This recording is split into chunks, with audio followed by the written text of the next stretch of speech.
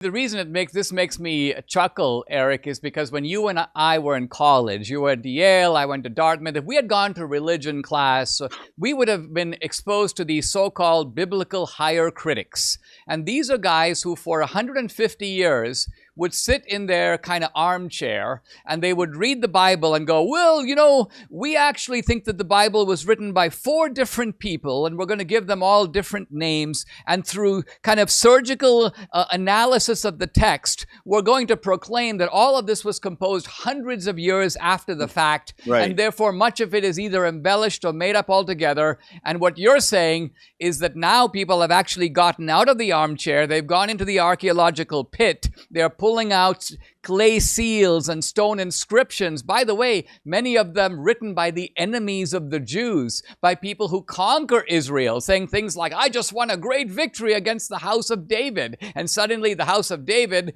which was previously in the Bible, but only in the Bible, springs to life, jumps into history, and becomes utterly undeniable, embarrassing 100 years of idiot scholarship that basically said that David was a mythical character, kind of like King Arthur.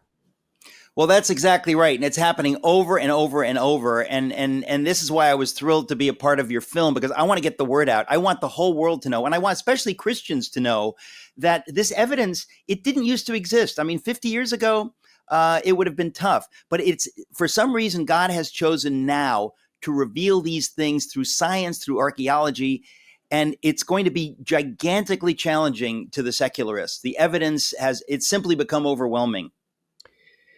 Awesome stuff, guys. We're delighted to have Eric in this film. He's a big addition to it. I've been talking to Eric Metaxas, his website, ericmetaxas.com. Follow him on X at Eric Metaxas. Check out the book, Is Atheism Dead?